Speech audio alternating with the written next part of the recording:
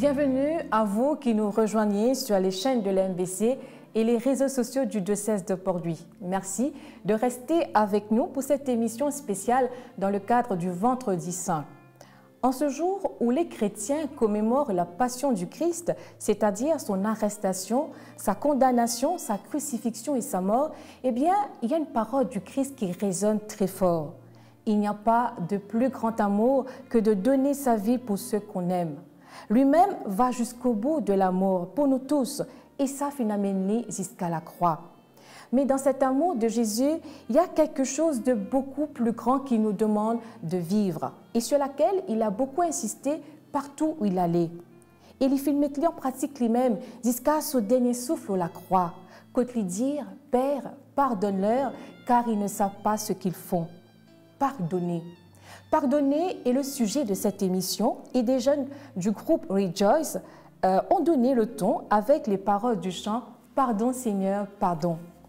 Que nous soyons croyants ou pas, c'est une question qui nous concerne tous. Nous avons certainement déjà fait l'expérience d'une situation qui nous a blessés et souvent la blessure tarde à se cicatriser. Comment convaincre une personne à pardonner à quelqu'un qui lui a fait du mal ou qui a fait du mal à un membre de sa famille?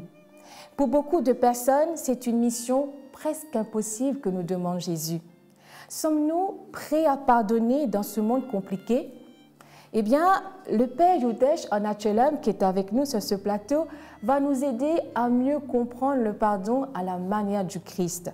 Vous entendrez aussi le témoignage d'une mère de famille qui a vécu des expériences douloureuses et qui nous raconte le long chemin qu'elle a fait vers le pardon.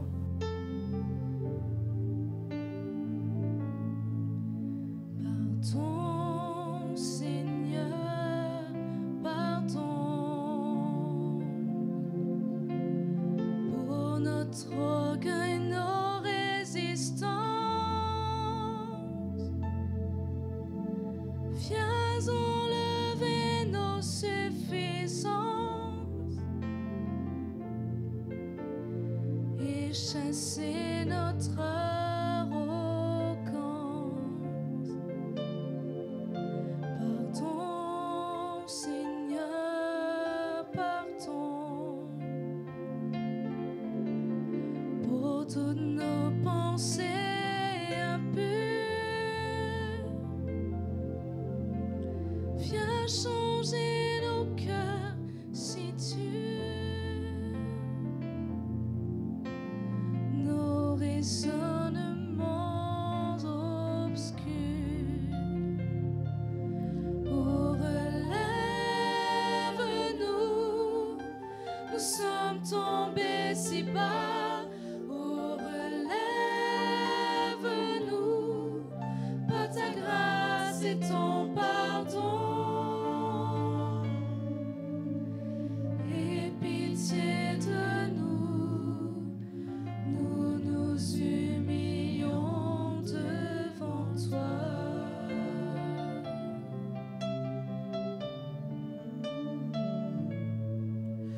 Pardon, Seigneur, pardon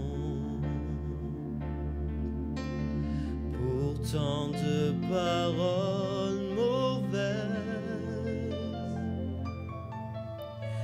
Viens adoucir nos mots, nos lèvres, et que nos querelles s'apaisent. Pardon, Seigneur, pardon de toujours garder rancune. Viens changer notre amertume,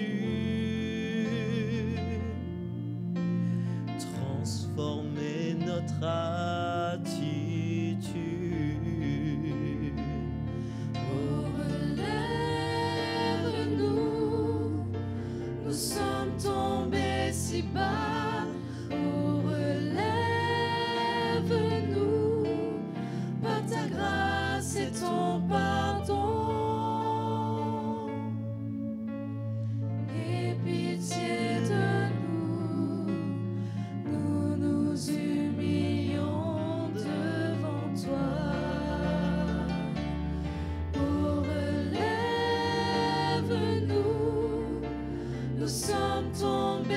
si bas. Oh, relève-nous par ta grâce et ton pardon. Aie pitié de nous, nous nous humilions devant toi. Aie pitié de nous, nous nous humilions devant toi.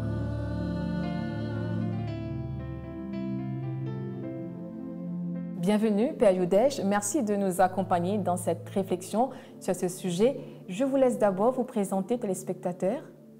Merci Annabella, merci de m'accueillir aujourd'hui. Moi c'est le Père Youdesh, donc actuellement sur la paroisse Sainte-Hélène à Cœur-Pipe et aussi je suis responsable du service des vocations. Et donc qui dit service des vocations, c'est-à-dire moi accompagne les jeunes vers dans un chemin de discernement, voir où le Seigneur les appelle. Et donc cette formation se trouve au foyer La Source dans la cure de Sainte-Hélène pour vraiment aider les jeunes à trouver un sens à leur vie. Merci. Père Youdesh, première parole, Jésus la croix, il dit « Père, pardonne-leur car ils ne savent pas ce qu'ils font ». Alors, quelle manière nous capable de comprendre ces paroles de Jésus? Est-ce que c'est une prière ou bien une supplication qu'il y adresse à son papa? Et donc, vraiment, sur la croix, donc, nous voyons bien, c'est le visage de Dieu qui se présente, c'est-à-dire la miséricorde de Dieu. Jésus sur la croix, donc, il nous révèle vraiment la miséricorde de Dieu. Et donc, quand Jésus dit sa parole, « Père, pardonne-leur, car ils ne savent pas ce qu'ils font », il y a vraiment une parole de miséricorde, une parole vraiment qui nous dépasse. Sur la croix, Jésus qui souffre et qui dit cette parole, c'est vraiment une parole de fort que Jésus nous lance là, sur la croix. Et pourtant, il a le pouvoir de pardonner. D'ailleurs, dans mon évangile, nous trouvons à plusieurs reprises, il même les pardonne, Manzimoun, qui nous capable de comprendre quand il est adressé à son papa, il demande « Père, pardonne-leur ». Et aussi, quand il peut dire ça leur-là, à qui il peut référer au fait? C'est vrai, pardonne-leur. Hein. Leur, c'est vraiment, c'est vrai, c'est peut-être ces bourreaux qui l'ont crucifié. Mais après, derrière, il y a aussi toute cette foule qui l'ont acclamé à Jérusalem en disant « Hosanna, Hosanna ». C'est cette même foule qui va dire « Crucifie-le, crucifie-le ». Et je crois que derrière ces paroles, pardonne-leur, et c'est pardonne vraiment à toute cette humanité blessée qui souffre. Et donc Jésus, il pardonne vraiment ses bourreaux sur la croix, tous ceux qui l'ont crucifié. Voilà. Et quand il dit « Père, pardonne-le », il est adressé à son papa, alors il est capable de dire « Je vous pardonne oui. ». Il aurait pu dire « voilà, je vous pardonne », mais il s'adresse à son Père. Vraiment, il y a cette relation intime avec son Père, comme si Jésus, il est venu sur la terre pour nous révéler un visage d'amour. Il est venu nous révéler le visage miséricordieux du Père. Et donc, toute sa vie sur la terre, tout ce qu'il a fait, c'est pour nous révéler l'amour.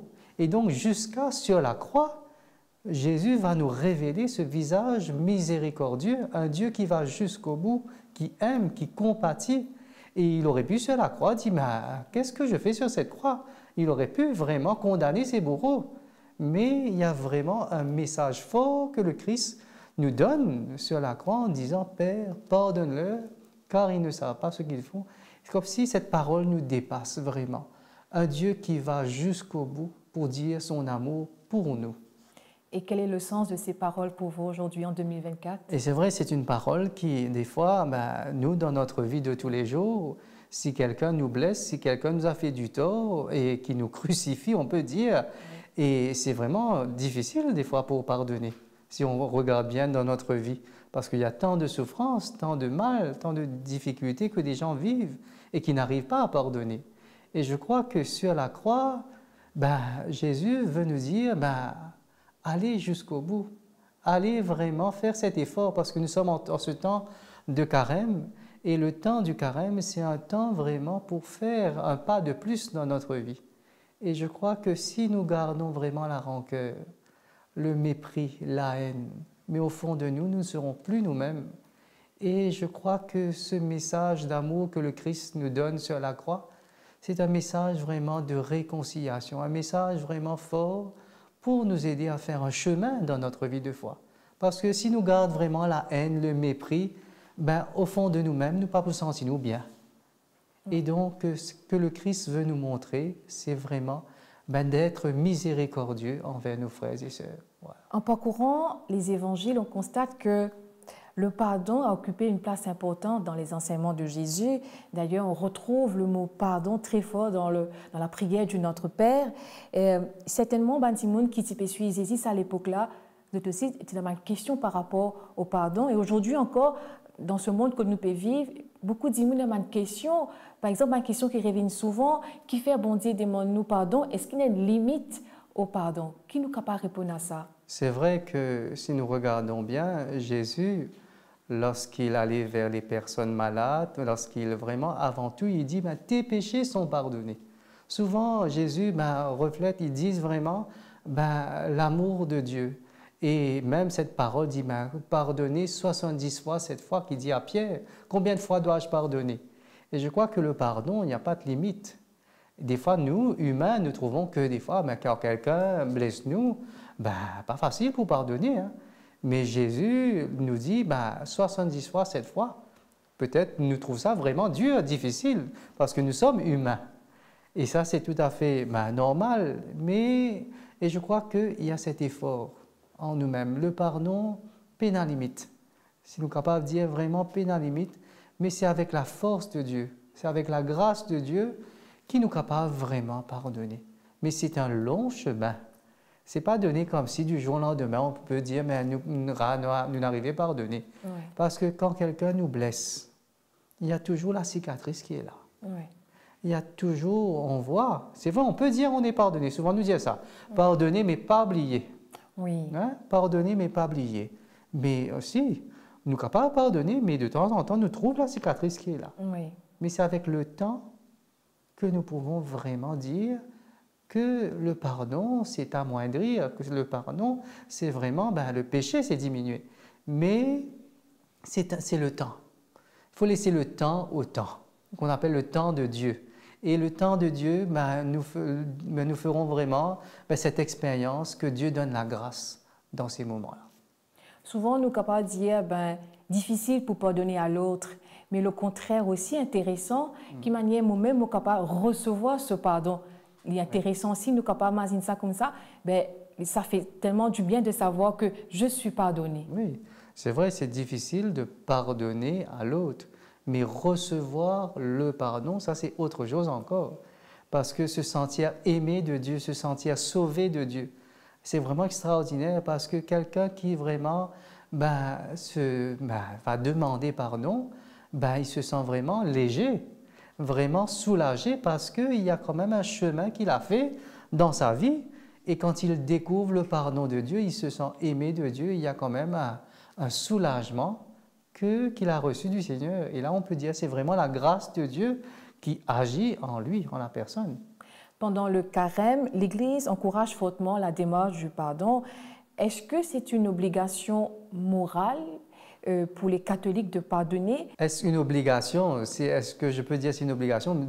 Je crois que Dieu ne nous oblige pas. Hein? Oui. Il nous laisse libres dans notre chemin de vie, dans notre chemin de foi. Mais ce qui est important, de faire cet effort. D'ailleurs, on dit effort de carême. Le temps du carême avec le partage, le jeûne et la prière, il faut faire cet effort pour continuer à vivre notre vie chrétienne. Mais aussi, faire cette démarche, ce n'est pas vraiment une obligation.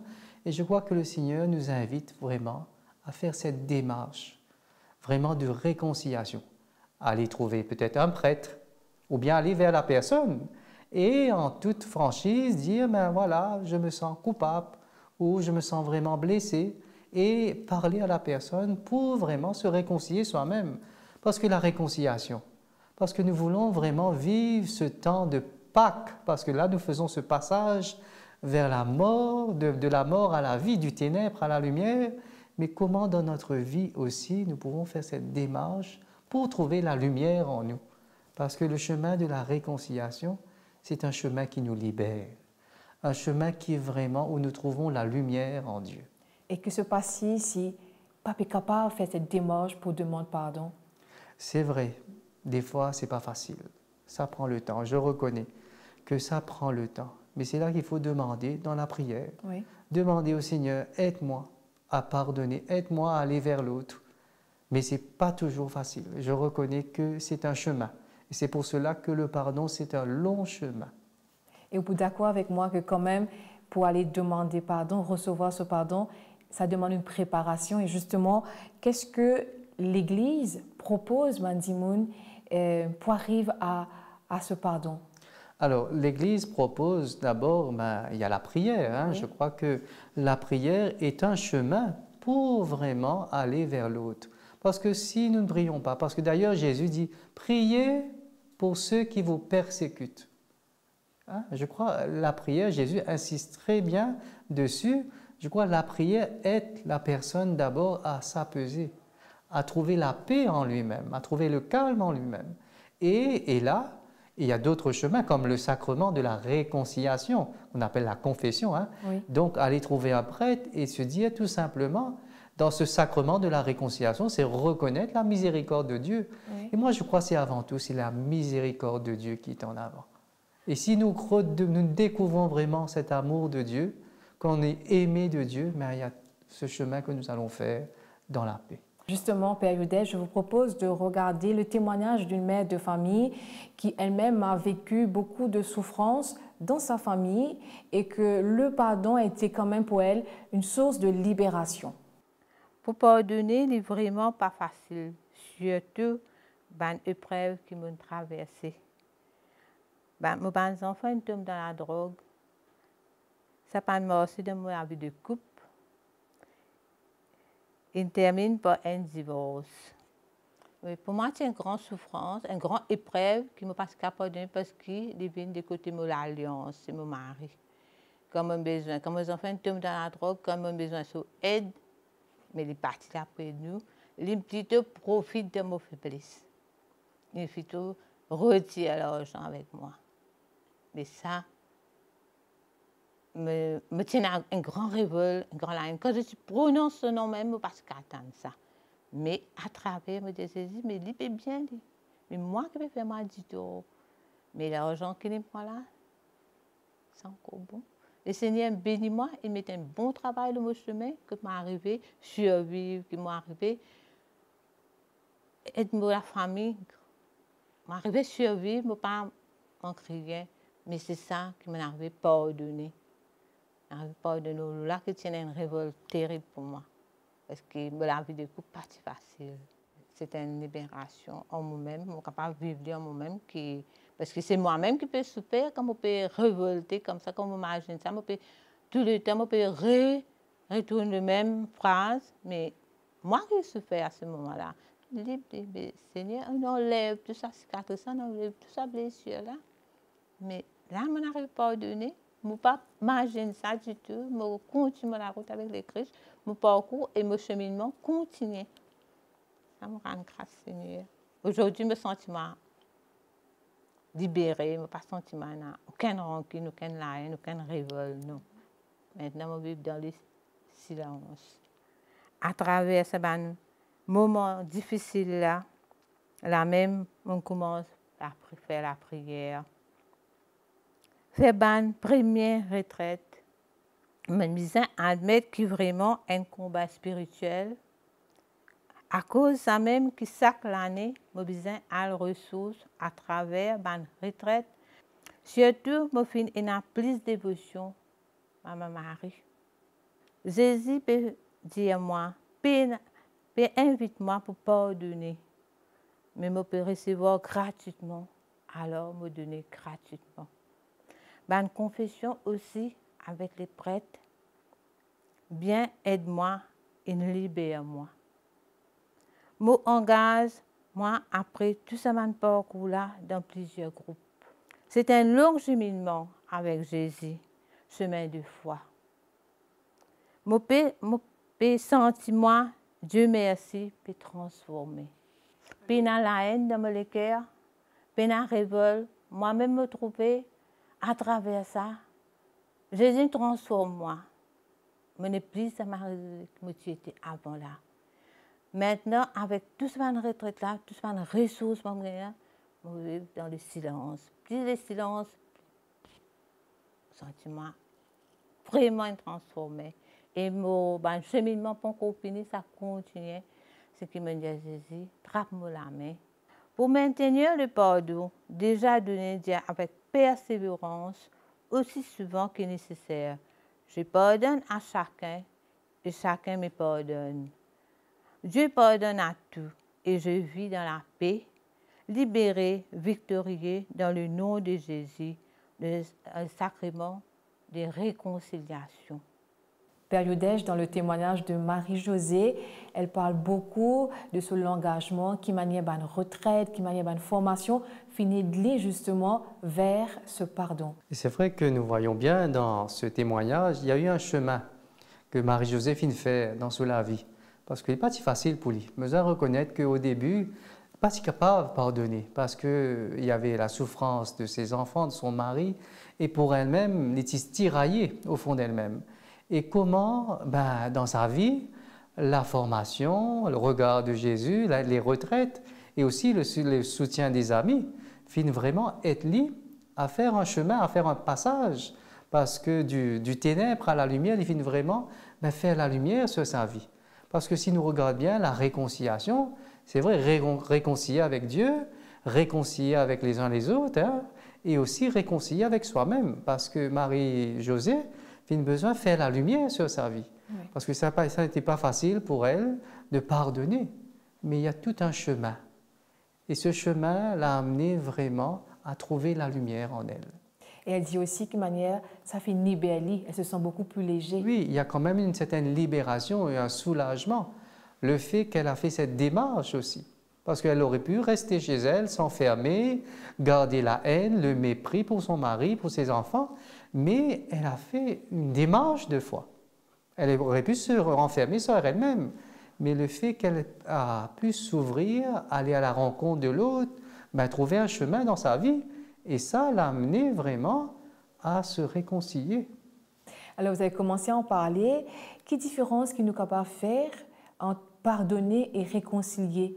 Ah oui, le pardon, c'est-à-dire le pardon qu'on reçoit, le pardon de Dieu. On reçoit le pardon de quelqu'un. Quand on fait la démarche, on va vers la personne pour demander pardon et on reçoit. Oui. Et la réconciliation, ce qui nous réconcilie avec Dieu, avec les uns les autres, et avec nous-mêmes. Et je crois que la réconciliation, ce qui nous libère, qui apporte vraiment la paix dans notre cœur, c'est comme une guérison intérieure que nous recevons à travers la réconciliation. Et quelque part, ça permet nous aussi pour rétablir une relation, que ce soit avec Dieu, oui. Avec soi-même et puis avec les autres. Oui, et oui, c'est ce qui nous donne cette force. À travers le sacrement de la réconciliation, nous recevons cette force de Dieu. Nous recevons la grâce pour pouvoir aller vers l'autre.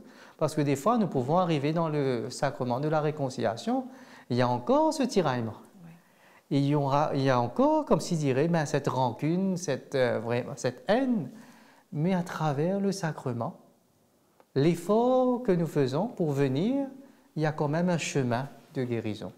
Et lorsque nous recevons la grâce du sacrement, nous recevons aussi cette grâce pour pouvoir faire cette démarche d'aller vers l'autre. Et je crois ce qui est magnifique dans le sacrement de la réconciliation.